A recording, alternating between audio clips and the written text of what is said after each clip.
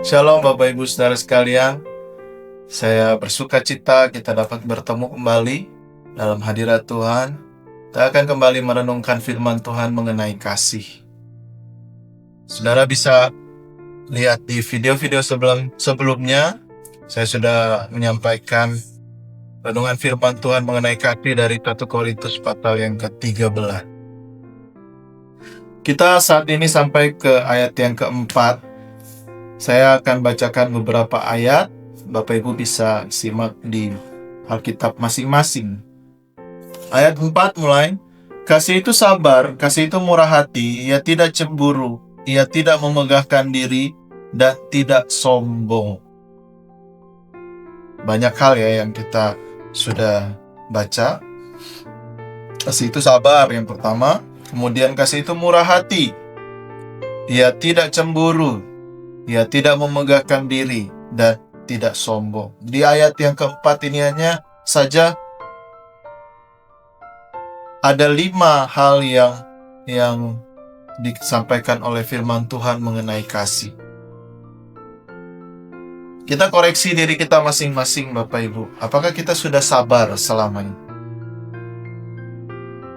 Ada beberapa tokoh Alkitab yang akan kita renungkan di video selanjutnya mungkin ya, mengenai sabar ini.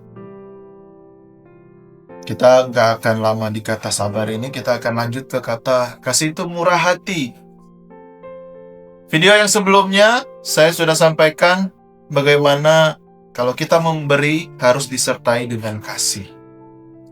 Dan kalau kita suka memberi, nah itu yang disebut murah hati. Murah hati itu lawan katanya adalah pelit. Orang yang murah hati pasti nggak pelit. Tapi orang yang pelit udah pasti nggak murah hati. Kasih itu tandanya seperti itu, murah hati. Tetapi disertai juga dengan kasih.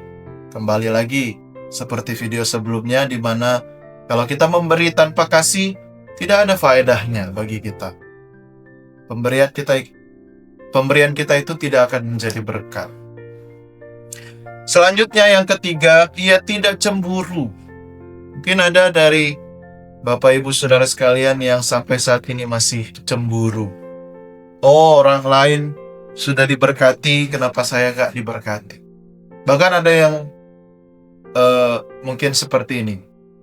Orang itu kok nggak kenal Tuhan, bahkan jauh dari Tuhan. Gak percaya sama Tuhan Yesus. Tapi kok dia diberkati, sementara saya enggak. Nah, ini ciri orang yang cemburu.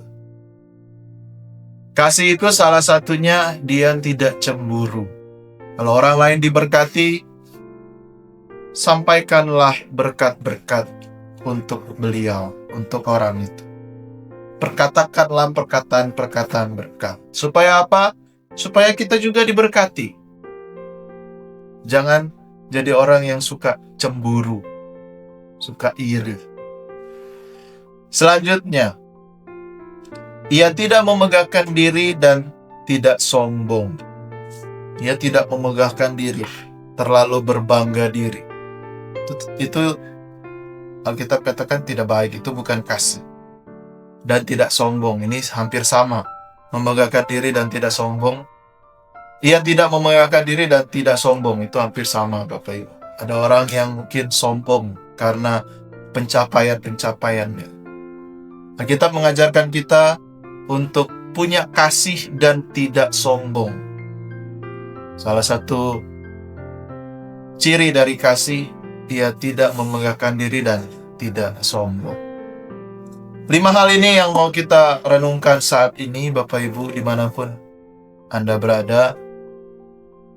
Bagaimana kita harus sabar menghadapi kehidupan ini. Atau menghadapi orang-orang yang tidak setuju dengan kita. Sabar.